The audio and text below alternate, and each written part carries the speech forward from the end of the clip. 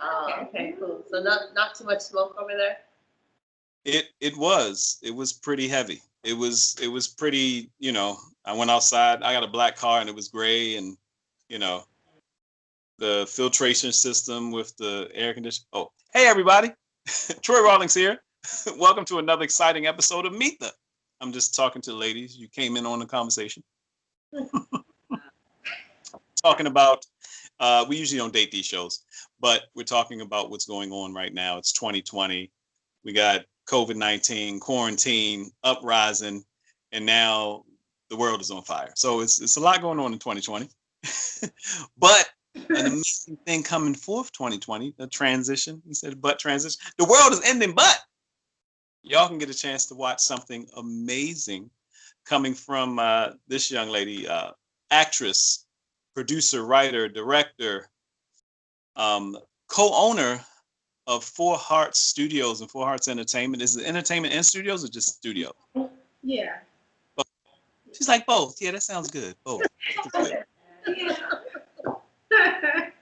This CiCi Foster, and with her she has two of the ladies from the cast of Symone the Web Series. Yeah. Yes, it's all right. I'm just gonna call it Shay Shay because they said Shay Shay was legal. You can't say the word. MASHARI and SHANEQUA. MASHARI.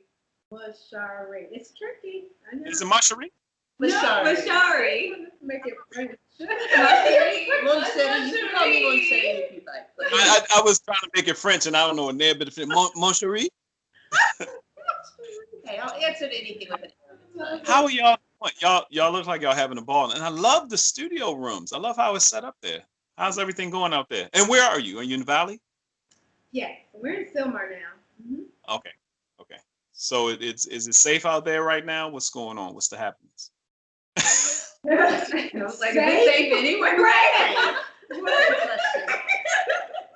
People don't understand what people in the industry really have to go through. You know, these fires and stuff. You got to work under these pressures. Yeah. But y'all look at me. Like it's smokier here than it is where I am. Yeah, and it's even smokier in Santa Clarita. Yeah, a couple of days ago, it's like you had that orange haze, and it was just like the air was really bad. Yeah. So, yeah, it's better now than it was at least a couple of weeks ago. Prayers and love up to those who have lost property, lost houses, any people, animals. Animals are losing their mind. I don't know where the animals. If the animals, poor animals. It's bad in Oregon right now too. So it's like the deadliest and the worst that it's been in a way, like this period. Right. The air quality and the fires and how much I think 10% of the population or 10% of everything out there has been ruined due to the fires. Yep. The world is on fire. You were correct. The world is on fire. It's uprising for real. So God's slow rain down. We good. We get it. Yeah. I wonder how different our New Year's would have been if we would have known when we were walking. Oh my God. Like who's celebrating for we real? We really still want to celebrate it the way you do. Like you're not going nowhere after this. This is it. You better enjoy every minute of it. I had an amazing baby boom this month if people had known what was going to happen. It's like, so, CiCi, give us a little bit of background. Where are you originally from? Chicago. Me and my husband moved out here about 12 years ago. We moved out here because I wanted to be an actress. I was an actress, and you know, in Chicago, the market is pretty small, so you can only go so far. So you know, I felt like the next step is LA, so let's do it. We moved out here. Bam! It was a writer's strike. There was no acting work for like years. Right. Yeah, it was bad. So what year did you come? 12 years ago. 2000. You came out in 2000. I came out in 2008 at the end of the writer's strike, February 9th. Okay, so I was out here in 2007. So I came out when it first began, and it was really horrible. No work. They were like, you're SAG actor, you cannot cross the picket lines. Sorry. And we were just like, oh my God, this is the worst timing ever. So, you know, we fought through that and got through that little piece. And then afterwards, it was still slow for me as an actor. So just started looking into other avenues to be creative, because I was just like, you know what? As an actor, you're really sitting doing a lot of waiting. So, Right. you know, why don't I do my own? Because I've always been a writer. I have a novel out, and so I just wanted to keep with the creative. So started writing screenplays, and after a while met this lady here. We formed a company, and we did like a documentary about actresses in LA that came from other parts of the world to be an actress. Follow them around, and you know, so that's kind of where it all began with me. And then the studio came about because as I was producing my own work, I was astonished at how expensive it was to rent a studio in LA for a day. I mean, people were telling me like $3,500 for the day, and I was like, oh, man, this is crazy. So I was like, I could do my own small studio, and then when I'm not using it, rent it out to other folks who, you know, need it. So for her studio was born. Been here 5 years. It'll be 5 years, October 4th, my birthday. So it was the greatest birthday gift ever. Yeah. Happy early birthday. Early birthday. Yeah. Thank you. All right. I don't want to leave you two out. Where are you from?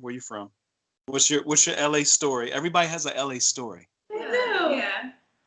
I guess me. I'm originally from Dallas, Texas, and I came out here in 2006. Same thing with CiCi, acting, doing my own thing. I tried to follow, you know, do college, did my whole IT thing, but I was like, I still wanted to do acting, and people were like, yeah, I know this person, this production. So I kind of got my feet back wet, and we ended up doing a feature in Dallas. So I was like, okay, like maybe I can do this. And I started doing commercials, infomercials, all of that. And I just met other people throughout my time, and they wanted to come to California because they were actors. And I lucked up the roommate I had. She's the only one that came with a job. So she had an accounting job, transferred, and we just were like, hey, let's do it. I told my parents, like, don't be surprised if I move to California. Less than a month, I was like, we were ready to roll. So I told my parents about like October, December 2006 week. And then they came and followed me out there, the other two. And been out here ever since. So yeah. And then just the same, like you start working, and then you realize there's not enough jobs for you. And it's like, I came all the way out here. I was a big fish in a smaller pond. Now I'm like, I'm just lost in the shuffle. Right. So I started doing my own projects. And people were like, why don't you do your own? So I did a short film, managed to get that into a festival. Head got a little bit big. I'm like, okay, I can do this. And I managed to start linking up with people. And so I managed to meet, which we all mutually know, Jerry Jackson. Right. My man. That's how we know each other. Yeah.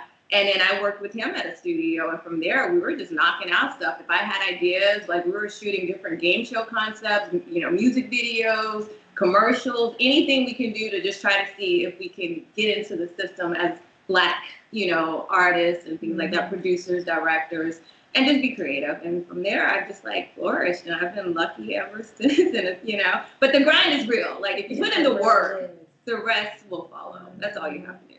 But too, Troy, just so you know, they're producers on Symone as well too. So they're acting in it, and they're producers. Yeah.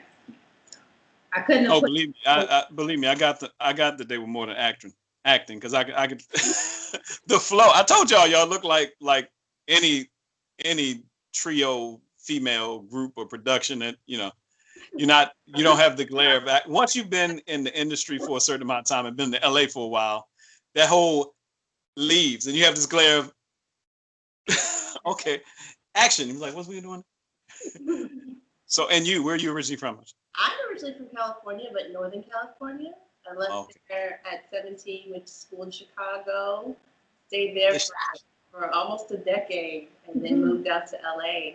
And yeah, been here ever since.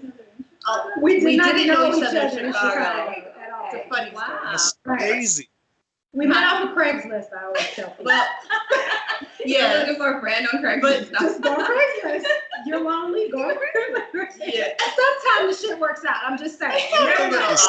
The stalker rate is going through the roof right now. And you're like, Craigslist?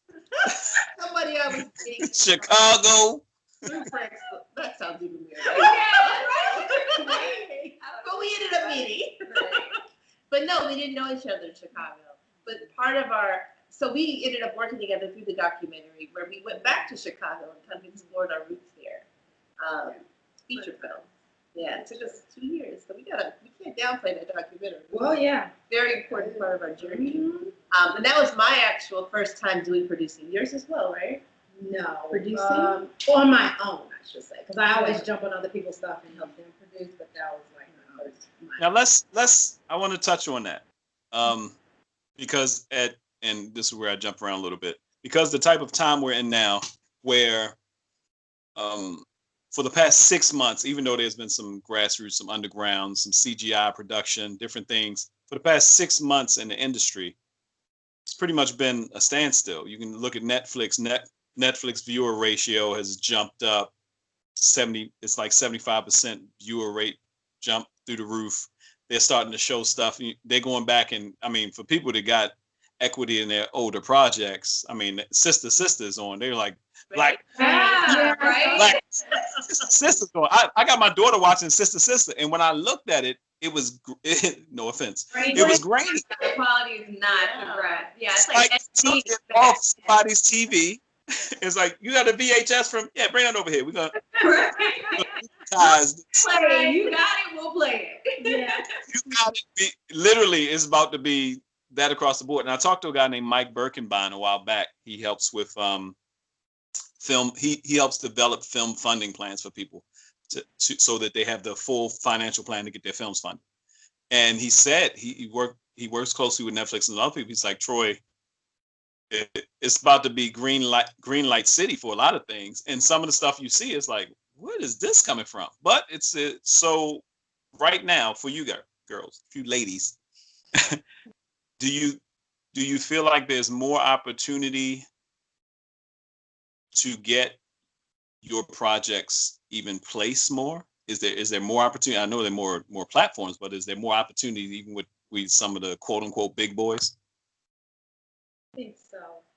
Personally, I see that all the streaming services popping up. It's like I'm not gonna say level the playing field. It's not level yet, but it has opened up a lot more opportunities for projects for the independents. You know, because till now, if you think about it, you don't have to have $1 million to make a great project now. Make a great product. It's like you've got right these iPhones. Yeah, shoot great quality, like music videos. Lady Gaga's done it recently, so yeah. And it's the movie Tangerine. Yeah. Mm-hmm. That whole movie was done on iPhone. A couple movies, comedy specials. Yeah. Mm-hmm. This is on an Android right now. This is Skype and Android. That's for us. We appreciate it.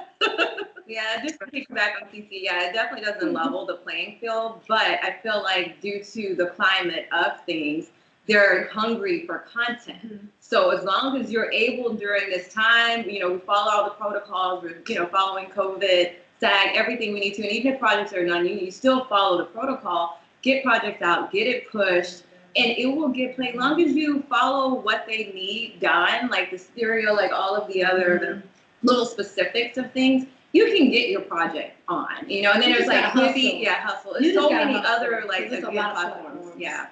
But not too many people are shooting stuff right now unless you have big production that you can put your people in a bubble and you're paying for them to get tested all the time. And you can't do it's too expensive unless you're going out the country. So you're looking for who's doing what right now that you can put it on their Amazon, Netflix, Quibi, all of that. You push it, and you're gonna get in. I guarantee you our project is gonna get in and some other stuff going on. It's gonna, we'll be seeing it shortly. Oh, without a doubt. Plus, believe it or not, you're actually in there's no other way to say it. You're in the hottest demographic for marketability right now. The women, and specifically African American women, are the biggest entrepreneurial group in history in the United States right now.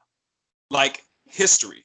Well, but what's funny is that's not new, because if we look at what we talk about Madam C.J. Walker, but we forget that she also started 50,000 Black women in business. Yeah, I love that. Yeah. At that time, what you heard about Mary Kay and Tracy Lynn and Judy, whoever, and so do you find it? Because I'm glad I'm glad. I'm very happy to have you all on the show. But it's awesome because you got 3 beautiful African American women that had the dream of acting, and they said, "Well, the doors seem to be closed, but I'm not leaving. I have more skills." Right. And I think that's the most inspirational. Just at the top of all this, I think that's the most inspirational thing for any creative to know that you were doing it. And this was, and mind you, 2006, 7, 8. This is, I didn't get on Facebook till 2008 and was trying to figure that out and start doing vlogs on Facebook. So a lot of this stuff that people were saying, oh, you know, and I talk about how I was marketing on MySpace. I'm like, MySpace, you're a dinosaur. I'm like, wait. That's what they Black Planet too, right? Were you part of Black Planet? I started my name on Black Planet was Java. This interview about to go a whole nother area. We started doing. I used to do Black Planet parties, and I'm from Baltimore originally, so I used to do Black Planet parties in Baltimore. And my name was Java Mochachinos, and that became the name of my coffee business. So it's a lot. Shout out to LA Grind Coffee and Tea Bar though. It's like drinking the coffee. I get it now. Nice, smooth move. Yeah, that's commercial. It's like product placement, and you don't even. But I do love coffee. So let's talk about Simone. Where did the idea come from? And give us as little as you can without giving it away, because that's the great thing about a web series. Mine is CiCi. Where did Simone I come can tell from? you, because I'm a mother, okay, I can tell you the moment Simone, well, the concept was created. So I'm driving, picking up my daughter from school, CiCi calls. I'm like, hi, yeah, sure, huh, what's going on? She's like, we should get our production company going. We should do this. We should, you know, I have a studio. You're an actress. Let's make something. I was like, girl, you know, right now, my schedule, I'm just so, she's like, yeah, so we're going to create something. And You gotta push her into being busy. You know? yeah, but you know. Wait. She shifted from asking, this is what I think we should do. Like, girl, I ain't got time. Look, let me tell you what you're going to make time for. All Chicago came out to, you ain't got time? If she has an idea. That's the Black mother for you. No stopping CiCi, right? So I was like, okay, I guess we're gonna, yeah, sure, we'll do CiCi, you know. Call me back like 2 days later. So when are we gonna meet to talk about what we're doing? You're like, hey, we give time to think about it. Wait a minute. So then we met. Originally, the idea was I would write on it, get some other writers. She's a writer. We create this. We had the idea of creating a story surrounding her studio because it's already here. Why not use the studio as part of the story? We knew it was going to be a female lead, and we created, you know, different things. But then she just decided to just write the whole series. Yeah. And well, because MASHARI was talking said, about, hey. well, let's do a comedy. I said, I don't write comedy. Comedy. No. Comedy. Yeah, I didn't get I write nothing her demeanor is saying. place it. And I don't know why, but it's just dark. I like scary stuff too, so it's okay. I like film noir type stuff. So she wrote it and she ran with it. And like within, what, a month? You had all 6 scripts to start. 6 to start. We put in, you know, I was able to put in my little creative input here and there, but it was just her vision and her story. All right, CiCi, sidebar. I got somebody for you. I got an amazing Black female editor that specializes in horror. What? Really? How did you know I needed that? I'm just, look at this. Y'all seeing it happen right in front of your eyes. Sure. Show. That's what we need. Yeah. I'm serious. I interviewed, you know, you girls are my 73rd interview. Oh.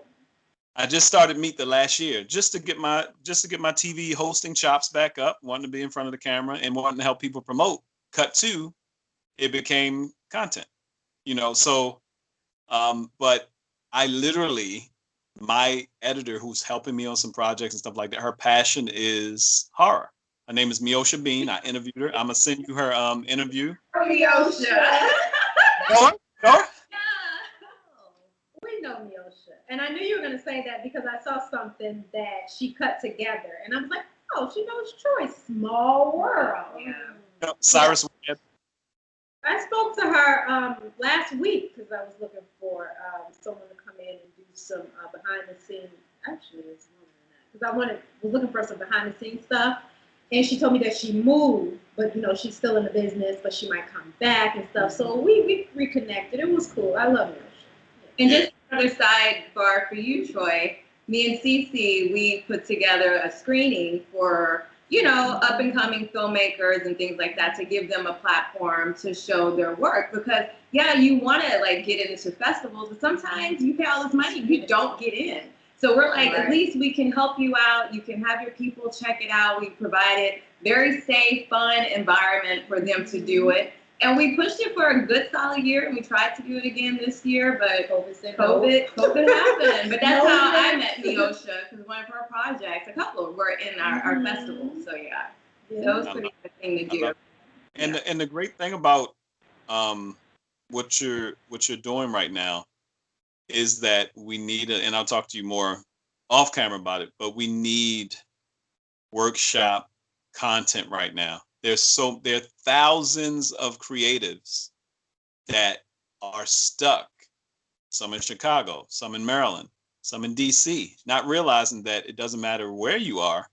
If you just push and do the project and get you know, you have an A team, right? I can tell by, you know, just the energy that. This is the A team. Right. So this was pretty organic. So how long ago did you start working on Simone? This project in particular? Yeah, we started COVID shut us down in February. And then audition started in March. Right at the beginning before it started. Right before, yeah. And it was right at that cusp of COVID. And we were like, we first had auditions? Like, wait a minute. We had callbacks right before they shut us down. Yeah, right. The city and everything in it. So like March, and then we got shut down for what, 4 months? Yeah, we started back August. Yeah, we started back in August. Mm-hmm. People were still on board. They were hungry. They were like, "Yeah, I'm still wanting to work." We had the cast already there. Yeah. So yeah. then it was just, when is it safe to shoot? How are we going to set up the protocols? And it was a SAG sanctioned project, so they made everyone get COVID tested. We had to hire a COVID nurse. We had to have someone in here wiping down surfaces every hour. It was really safe, you know. And then all the crew had to wear masks, and the cast wore masks except when they were on camera. So it was a lot of protocols we had to follow to make sure that it was safe. Right. Yeah, but we got it done. Yeah. Now, how did that go? Well, you were SAG anyway, so you were going to do it across the board. Because a lot of times you work with people try to do projects, and you're like, hey, I need somebody, I need a, you know, I was joking, I put something online where when I first got to California, you know, I found out about doing extra work, and I was like, yeah, they probably had me playing a gangster. Stuff. Everything was cop roles. Everything was cop roles. Wow. And I'm 6'2". At the time, I was 230. Everything was cop. And so I go to this meeting, and this guy, Noah, the Latino dude with the mustache that plays in all the bald-headed guy that plays in all the gangster films. He's in everything, from Bruce Almighty to Training Day. You'll see him in everything. Bald-headed guy, mustache. No, real cool dude. He was talking about how he started in the movie business. Afterwards, I was like, man, he gets all the gangster roles. Let me go ask him. I said, brother, you want to be a gangster? I didn't want to be, but I was thinking, they were going to get me for some stereotypical something. Be a gangster. I was trying to reverse the stereotype. You know, I was like, I'm not getting any. I was like, I figured they would want me for something, some kind of. All I'm getting is cop roles. He looked at me and said, I thought you were a cop. He said, I said, there's nothing wrong with that. There's no. Hey, typecast me. What am I? Right. I work continuously in that role. Hey, I'm now when it's time to go back, I would definitely want to play cop all the time. Everything I got, I was Numbers, CSI, Criminal Minds. It was so funny after a while. I was like, hey.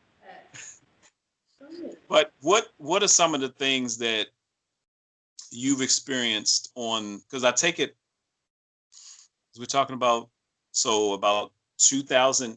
Was it about 2008 or 9 when you all started actually working together, or was Simone the first project you actually worked together on? Yeah, 2008 we started our documentary. Yeah. Okay. So yeah, that's when we started. And then there was a period of like 10 years that we didn't do anything. Then we came back. Yeah, it was because about we 10 released it and then we years. just kind of let it go. And Uh-huh. we, she concentrated more on production. I concentrated more on acting and voiceover work. And then, bam, picking my daughter up from school. We're back. Tired of waiting around. Let's do this. Like, do what, girl? And I called Shay because, I know she's a strong producer and actress too. So I'm like, she'd be perfect for this too. Let me see if she's We interested. met Yeah. prior to that, but we started working together through Simone. Right. Love her. She's good. CiCi knows what she's doing. She's Great, great. lady. This is this on any platform, private Facebook group, Zoom, whatever. This is a whole conference. It's not. I was about to say this is a whole vibe. This is a whole thing. No. It's a whole conference because there's so many women in the industry. Period. Let alone African American women in the industry and trying to figure out how to go about doing it. And you're sitting there showing people, okay, just build it, get a team. It doesn't take you and somebody else or you and your come together as long as y'all on one accord. And what people don't know about the industry, oh, you still out in LA, you still doing your thing, oh, you still in entertainment, you still start picking, you still doing the little, they taking pieces of your soul. That was me on the show, right? I was like with the nails, you Pick your character, you still doing a little. It's nothing little about pursuing your dream, but it takes a team. can't play it right. Never. It takes big balls to pursue your dreams, and those people that call your thing little, they're inside them. It's a jealousy thing.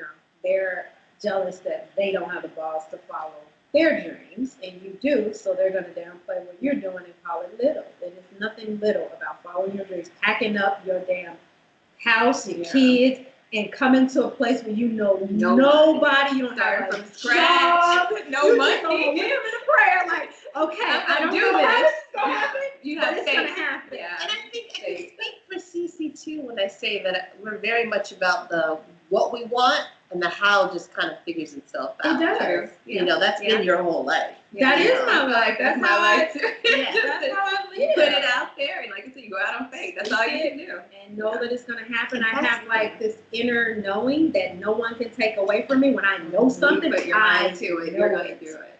And then it's like the universe just conspires to make it happen. And also, I think every actor should produce at least once in their life. So They you need that know experience. what goes the detail of how to put a project together And from also beginning just- to end. Yeah, and also just to realize that you don't have to wait for other people to tell you what your type is. Create what you want to see. Exactly. Create what you want to be. Why would you wait? And that's the Because thing. honey, you be waiting around till you like 75 years old before that perfect phone call come in for that perfect role that you've been waiting on. Create that role. It's no reason not to now. We talked about cell phones. Everybody have this now. You get together with your crew, your team, write something. If you can't write, it's plenty of people that sends me scripts all the time and say, hey, look, can you produce this? I don't need any money from you. I just want you to produce it. They want to see their work, finished. So it's where there's a will, there's a way. It's like you really don't have an excuse now. No. You don't. Right. Yeah, don't wait. So are all of you married and have kids? Married with kids. I have 2 children. With one child. One child. And you have someone, but no kids. Okay. No, because I was wondering if, like, being like CiCi, you mentioned you and your husband packed up. What does your husband do? I see. Well, he's involved with this, so. Right. Well, before he used to work at Ford Motor Company. Okay. I convinced him to let go of his 6-figure job to follow me on a dream to LA. And did it. That's some strong woman stuff. I convinced him to leave his 6-figure job. When she sets her mind to something. I'm trying to, y'all know I do the sex, love, and relationship stuff. So I'm so trying to keep this at least PG-13. I was like convinced, because I was about to delve into convince. I know that. Makes me convince. She has to convince him. Oh, no, you just going to work and I ain't coming to work no more. He does know he's the manager, right? You've been here 20 years. Well, ain't gonna be no other days. Right. My baby need me. So, and you came out and you said it's gonna make it work. I love that because a lot of people, I don't get it. And don't get me wrong, my life is a little different. You come up kind of hard. You start taking chances. A friend of mine told me, she was like, your faith is just so much greater than mine. I said, my faith is not greater than yours. I've just tried it more. Mm. And a lot of, we all have a measure of faith, but a lot of people don't jump, don't take a leap, don't take a step. So first off, I applaud y'all for just continuously doing it, but I don't think there's anything different. I remember when I was in Baltimore, I was like, I think I'm supposed to be in California. I'm making, and all this stuff is coming against me. It's like, oh, you grinding here in Baltimore. How you gonna make it in California? It's so expensive to never. And I just heard it. Holy Spirit was like, look, buy a plane ticket. So then I had a date. And for me, dates and accountability have always fell in line. So I was like, February 9th. So people were like, how you going to do this? I was like, I don't know what I'm going to do. But you know what? Right. Exactly. My damn 9th, I'll be on that plane. It's happening. So then you change it. And I think, have you seen, and I know CiCi, from what you just said, you work in this energy. Have you noticed that it's something about setting something about setting a title, writing to the title, something about setting a date, a timeline. Have you noticed that? Because some people are like, well, shouldn't you have it together first? It's like, no, just give yourself a due date where you're going to present it. Because you're never going to have it all together. You're never going to have it all together. That's what life is. You figure things out as you go along. Yeah. So I usually don't really set dates. I just set an intention. And usually it happens when I feel it in my heart, well, like I'm meditating or something, and then it'll just pop in my head, and I'm like, oh, I gotta do this. And with my I gotta do this, that means like now. That don't mean like 5 years later. Right. My saying is pull a trigger. I gotta watch it because like pull a trigger. Well, you a gangster? I'm like, no, I'm not a gangster. I only get cop rope. But pull the trigger. So all right, each one of you, I want to hear, what's one of your biggest wins to you? It could be anything. Since you've been in Los Angeles. One at a time. Well, I can say for me, an opportunity to bring a project that I've been working on in Los Angeles home to my family. I did a horror film because I do like horror films. And working with Sal and Hadrian, we did one. We would love to make a trilogy, but that's another story. It's called Into the Woods, and that's another story. It's not the Into the Woods, just a little plug for them. But I was able to bring it to, like, we did AMC. So it was like in Vegas, Phoenix, Florida, I think it was Miami, and then Dallas, for being from Dallas. So it was like a real joy to get in the car with my parents. I went home.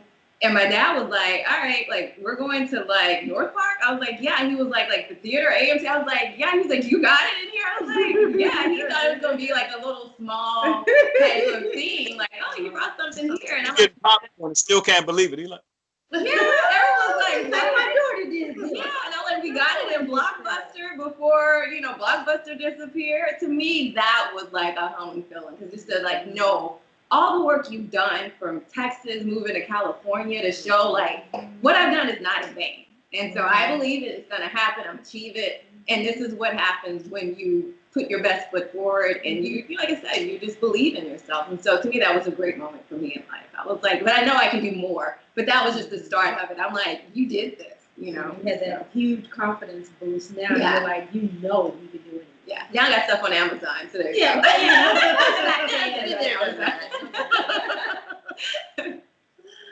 Awesome. Another big win. So, for me, win is, I would have to say, building this studio. It's something that it was very challenging because in LA, no one wanted to rent to a production studio because they're like, no, you're going to have all this traffic coming in here, taking up the parking lot. You're going to be loud. You're going to be this. You're going to be that. So I can't tell you how many times we got turned down when we was looking for a space. And it's just step one, finding the perfect space, And the average person probably would have said, yeah, probably not. I'm going to give up. But me, no, I'm like, this is going to happen. I'm going to keep going. I don't care if I have to talk to 100 landlords. One is going to say yes. And inspirational story, the landlord here, his name is Manny. Manny is one of my inspirations because Manny came from Mexico like 20 years ago, and he said he had $250 in his pocket, didn't speak the language. He has like 8 or 9 of these commercial properties now.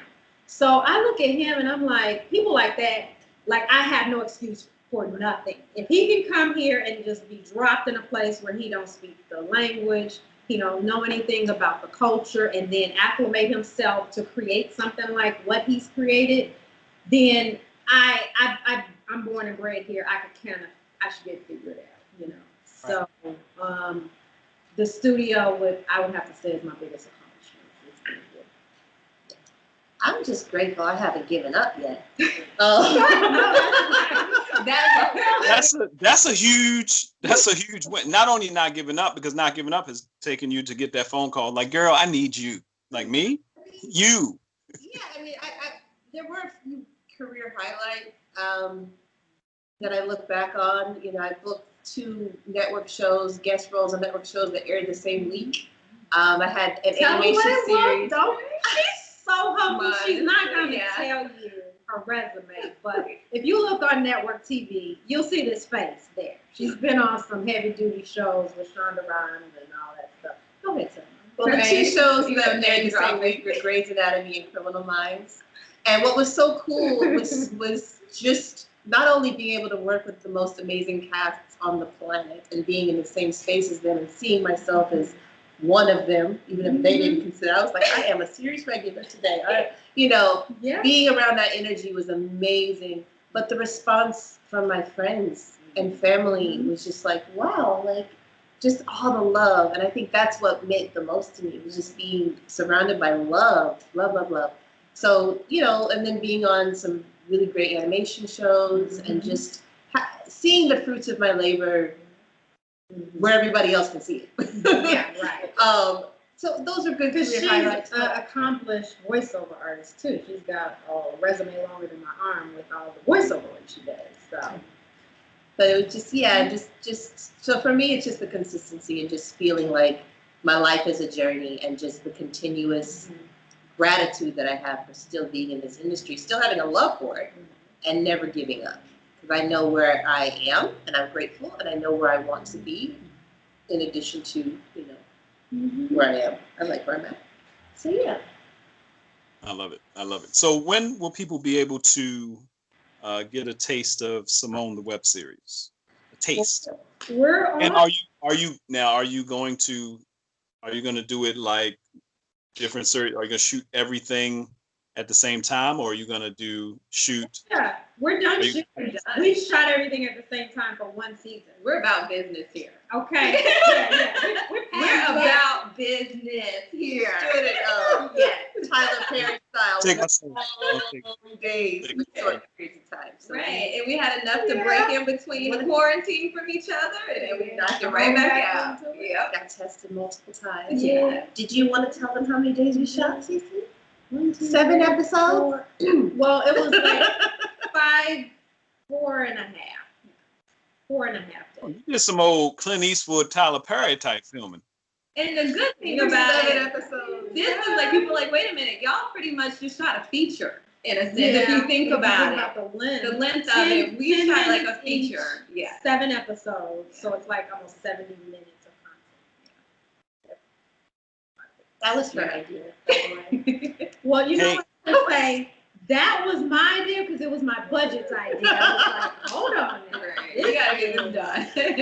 Yeah. Like, y'all want to get anything off of this, we need to finish. Right. And then I'm about to go spend 30 G's on something. No way. We're getting this done like now, quickly. So it was budget constraints. Believe me, if we could have done it over 7 days, I would have loved to just take my time with it. But you know, and also COVID did play a role in that, because we have a limited time to be tested before we could shoot, and then we had to wait and then get tested again and then shoot again. So all of that. You know what's so funny? It's just season 1. We do have a season 2. So, this is just. So where can people see season 1?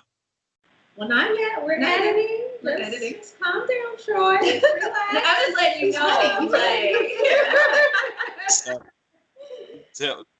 Tease me. I ain't into the teasing. Tell me. No, so y'all don't realize how inspirational. I don't. Well, you might, because you're just doing. It seems like second nature to y'all. But somebody's watching this, like, how did these sisters do this? How did they do this project? How did they? So, what's the process, and how do you get in touch? That's why I say it's really going to be powerful for you to start doing whatever classes, courses, something like this, setting up and doing it from, Four Hearts Entertainment, Four Heart Studios, so that people can plug in. It can be, part can be free, the rest can be paid, because people will pay for this. I will pay for it just to hear the process that you all are going through, and it's so second nature. Now, of course, we don't see the decades of work that went into having the confidence. So, just like I asked the most powerful wins, name one big thing that you can name that took the win out of you, and you thought, I'm not going to do this anymore.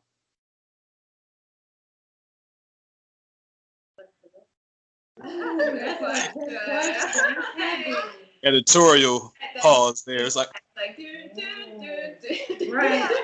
I think as artists, and I'll just speak as artists in general, I think, what is that, every other day we question what I should be doing. Whether we should. Every time I see a for hire sign, boy, I'll be at the gas station like, so what exactly y'all hiring for? Part of me has always longed for that stability of having a paycheck every week or 2 weeks. Mm-hmm. And you think about that, but I don't think this has been, for me personally, any time where I've ever said I'm done. Right. I can't do this anymore. Because as an artist, you feel like if you're not doing your art, your soul is sick. It's not being your heart. Done. If you're not doing your art. If you're enjoying it, you should still be doing it. Yeah. Do it until you don't like it anymore. Right. Once it starts feeling like work, then you don't want to do that. It doesn't feel like work. So yeah, it's fun. I enjoy it. Your parents like 16 hours. I'm like, I'm in her house. Like, all right. I'm like, so she felt like you can go home. I know. I had to throw them out. They didn't want to leave. It's 3 o'clock in the morning, and everybody's still like having a good time. It's like, okay, come on, all right, let's go. But it's a fun job. And you think about it. Where else? And not to say, I think we've all had those moments where you've gotten an insult, or you've gotten something that has hurt you on a job, and you're like, oh, this hurts. But I remember, for example, when we were producing I Heart Hollywood, my boyfriend at the time was like, well, why don't you just stop? I was like crying. I was in tears. And I was like, this is so hard. It's so hard because we do this. He's like, why don't you just stop? I was like, how could you say that to me? I'm never quitting. Right. We can't help it. We men by nature, a good man by nature, or a halfway decent man by nature, we try to be fixers. So we got to figure out if you're venting or if you're asking a question. Like, she get on my nerves. Why don't you just move your desk away from her at work and say, you don't understand what I'm trying to say. See, I wish she would die. It was like, well, something to her breaks. I don't know. She's like, what are you talking about? Like, he's trying to answer he's trying to fix the scenario to make you stop crying, not knowing. He was like, how could you say that to me? It's like, right. You just needed to vent. It got difficult. I mean, we were putting the pieces together, and it was some challenging moments putting that together. So I did it. Me personally, I don't think I've had a moment where I said, I don't want to do this either. For me, like the quarantine, that was very challenging, because for me not to be able to come into my studio, this is like my baby. It did something to me emotionally. I was like at the lowest point mentally that I've ever been, because this is what gives me life. This is not a job for me. Yes, this is how I feed my family. This is how we eat and all that stuff. But this is just like me. This is my life, my studio, So when that was taken away from me for 4 months, not being able to create, it was really challenging. So that for me was the lowest point ever. I think more or less for me is like when I felt like the partner that I had with the studio ended up leaving to go to Atlanta. that was a lot of the gigs that I got that I was like anticipating and just staying afloat and working and helping me, you know, enjoy it. And so when that was taken away, yeah, I mean, I could try to reach out to other people that I know, but I was like, well, maybe it was a good time to take a pause, you know? So I did that moment. I did take a pause, but then you start getting comfortable and it's like, see, I don't like this comfortability right now, you know? And it's like, it took a push to like, what are you doing? Like, you know, you talk about it like, oh, you know, I'm getting too complacent, I should get out, but you still stay until that push happens where COVID, you don't have that. It's like, no, you're not doing what you're happy in. Why are you staying? You've already said you need to get out of it. Do it. And so I was kind of like at that moment because I was kind of struggling. Should I stay here? Should I go somewhere else? Just how things were going. And then it's just something lifted and was like, you know what, make the most of this. Because right now, your time is now. It's 2020. It's for the year of the vision. Honestly, it's telling you you're not doing what you're supposed to be doing. And like everything started lining back out with you're acting while you're here, the production, producing. So for me, it opened me back up. And that's what I feel like 2020 is a year of vision to open you, make you woke, like seeing what your purpose is right now. And so it's weeding out stuff that you don't need to be a part of and keeping stuff that should be in your life right now. So I feel like that was my eye opener and, you know, my little. I was just about to say, and I'll let you go. You were about to say something much? What's my name? I'm sorry. He's but then he's like, I'm not going to say it. No, I was just going to say, you mentioned that. I do remember when I first had my daughter, feeling like I didn't want to act anymore because I just wanted to be her mother for at least a while. That didn't happen because I kept getting auditions and stuff. But I remember that feeling of no. And then I realized after about a year that I owed it to her to be me. Because being just her mother is not an example of, not saying that there's anything wrong with that, but for me, I wasn't living my passion. Right. And if I'm not living my passion, being just her mother is not enough. I was, I just saw one of the latest episodes of Black Love just started back up, and I'm the sappy rom-com loving talking about relationships dude, so that kind of stuff is my thing. Just sidebar. But one of the guys on there had mentioned that him and the girl were together and he thought he really wanted it. She said she started noticing that he just wasn't there. He seemed like he was off and stuff like that. And he was like, I realized I didn't want the relationship if it was going to stop me from pursuing my dream. I'd done that before and it took a piece of me. And if I didn't pursue my dream as a musician, it was going to make me, you know, I think a lot of issues that people have in relationships, any relationship, not just love relationship, any relationship, and with the disgruntled people we see, because I don't meet very many bitter people who are doing their passion. Right. And he said, I will not like myself, and in turn, my relationship will suffer. You will suffer. Everything. And we see that all the time with the same people. We see people working 9 to 5s and like, and they all, for people to be working a 9 to 5, making more money than us, and have this long list of why we shouldn't be doing what we're doing. It's like, so why are you saying this? You start looking at them like, is there something I'm missing? It's like, I just don't understand how you out here pursuing a dream, because it elevates you. What's the biggest? And we'll get out of here because I know we're running on. We can roll. What's the biggest? What'd you say? You got somebody coming? Your folks are coming. I hear them pulling up outside. Oh Lord. So last one. What's the biggest thing that COVID taught? And you kind of touched on it, SHANEQUA. But what's the biggest thing that COVID has taught you about yourself? What is the biggest thing COVID taught? That you don't have to wait. Right before COVID happened. She has to let them know something right quick. Yeah. No, out by the door. No, go ahead. Right before COVID happened, I was in the process of following this particular agent that I love to different agencies. And the last agency he ended up with, I didn't want to go with. So I just said, I'm going to pause. I love you, but I can't just love you and sign with a place I'm not comfortable with signing. So I took a break from having a TV agent, and then COVID happened. I was like in the process of looking for a new rep when COVID happened. And I realized, you know what? Instead of looking for a new rep, I was already in the process of thinking how I can create something for myself. So for me, I am more about creating my own work, writing, producing and getting my own stuff out there than I am looking for an agent that can get me the opportunities. So I think for me, it's just, that's what it taught me. You can't wait for other people and lean on them to get you something. You have to be able to do it yourself. So, yeah. I love it. I love it. All right. Oh, that's I know from everybody. Okay. Yes, everybody. Okay. Well, COVID also, like, to piggyback off of MASHARI, but I felt like with COVID, I lost the stability that I had, which is fine, you know, and like things happen.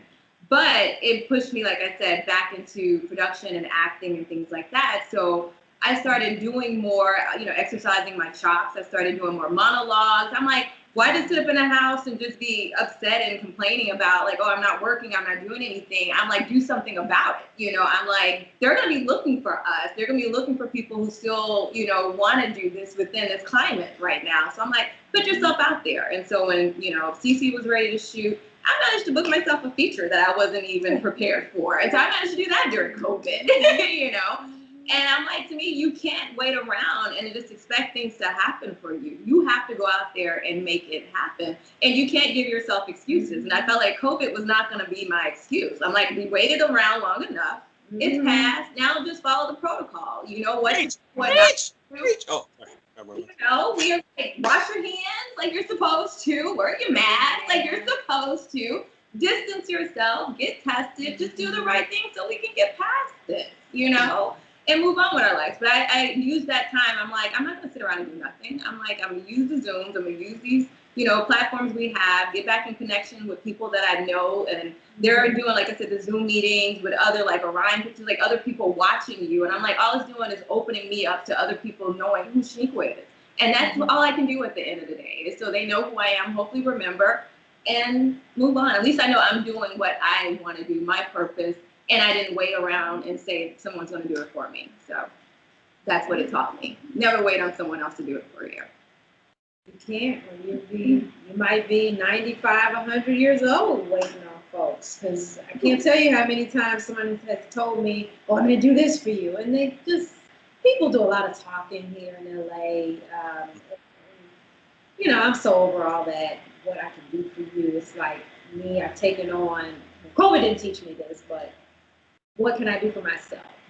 You know, so, but COVID, I guess it just, like I said, it was hard for me because I wasn't able to be here, what I really, really wanted to do. So I just started writing a little bit more, and it set me down to where I'm like, okay, I'm at home. I have nothing to do now, write more, you know, so it was that, but yeah.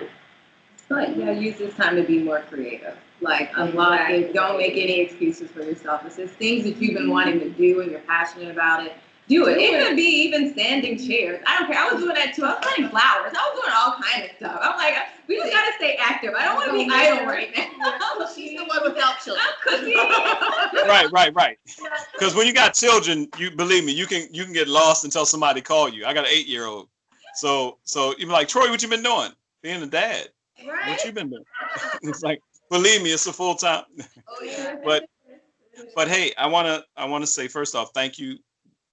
More than inspirational. I definitely want to talk more about how I can be of service to help put the word out there for the productions and everything you're doing as far as, and also getting people to you when it's time and properly done and all that stuff. But I'm excited about Symone the Web Series and everything else you got going on. And take a piece from CiCi. For all those people that's been sitting around for 5 or 6 months complaining and you're creative and you didn't write your book, your script, or film anything, you have no excuses. iPhone. Or iPhone, anything. So give us all your information before we get out of here so people know how to get in touch with you. All right, well. I am so bad with social media. If you can find me, I think I'm at MASHARI BAIN OGUNYOKU. My husband's book. I'll get it and it'll be below, folks, just in case you need it. That's even I think like thank you. And I'm on Facebook. MASHARI BAIN OGUNYOKU. Yeah, but check out the website for the studio. It's fourheartsstudios with the S.com, and you can see all these great sets here and rent them when the time is right for productions. So. Well, I'm SHANEQUA363 on Instagram. I'm also on Facebook, Shaniqua Reed. And you might can find me on TikTok, but I'm not sure if that's a good idea. I'm still playing around with that. Too much time on my hands. No judgment here. No judgment. IG Reels. I'm trying to say, She learning it all. Trying. She's the social media queen right here. She's good. Yeah. Thank you. Thank y'all so much. Thank you, Troy. Appreciate you. And we'll be looking out for Simone the Web Series season 2 and season 1, because season 1 has it. She's like, wait, pump your brakes, Troy. So she's finished season 1. Yes. She's finishing. Well, you guys are in the. We're editing season 1. Yeah, we're in post-production on season 1. We don't have a release date yet, but she'll keep you posted on that. Yeah. But season 2, just letting you know, we're not done. I was just letting you know, we're not done. Just There's gonna be another one. It's an introduction to Simone. Give you a little taste of Simone. Then the real stuff gonna happen in season 2. So that's why you just gotta know the 2 is coming. We're not gonna leave hanging. On IG, make sure you follow the hashtag Simone the Web Series to stay on point. Follow. All the information will be below. Thank you, CiCi, Shaniqua, and Look, he's looking like MASHARI. MASHARI, Ari, You got it. and MASHARI. Shari. Now, never forget MASHARI. Yes. Yeah, there you go. Well, thank you, Troy. Thank you, Troy. All right.